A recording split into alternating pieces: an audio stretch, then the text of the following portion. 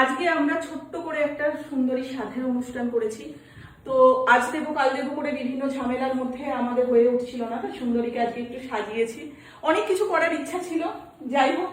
তো আপনারা সকলে আশীর্বাদ করবেন আমার সুন্দরী আর সুন্দরী বেবি যেন সুস্থ থাকে এবং ভালোভাবে ও একটা সুস্থ বেবি জন্ম দেয়। মন লাগছে আগে আপনারা দেখুন। সেটা বলুন আমাদের সুন্দরী দেখি মা, এই মুখটা ঘোরা তো।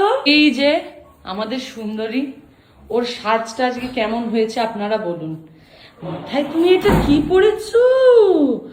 ও মা গো, তোমাকে তো খুব সুন্দর লাগছে।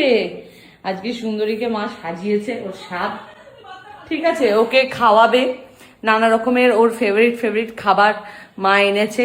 আমাদের সুন্দরীর কদিনের মধ্যে বেবি হবে। তুমি একবার আয়নার সামনে গিয়ে দেখে আসো তোমাকে কত প্রিটি লাগছে। যাও তো। আসো মা। এই মা ডাকছে, আয় আয় আয়, দেখি বাইরে আয়োজনটা। ও ভুসিটা আগেই খেয়ে নিয়েছে। ও ভুসি আগেই খেয়ে নিয়েছে, আসো আসো আসো। তো ওর জন্য মা ওর ফেভারিট তরমুজ, কুমড়ো, কলমি শাক, এই দেখুন।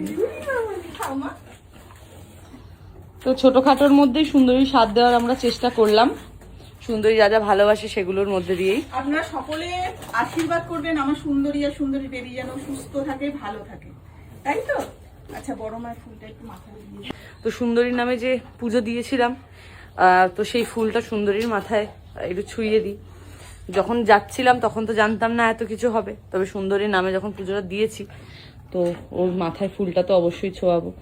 এই ভালো রেখো মা আমার সুন্দরীকে, আমার সুন্দরীর বেবিকে, সবাইকে ভালো রেখো, সকলকে ক্ষমা করো, সবাইকে ভালো রেখো। খাও মা। আমাদের সুন্দরীকে কেমন লাগছে আপনারা কিন্তু বলতে ভুলবেন না। দারুণ লাগছে কিন্তু আমার সুন্দরীকে।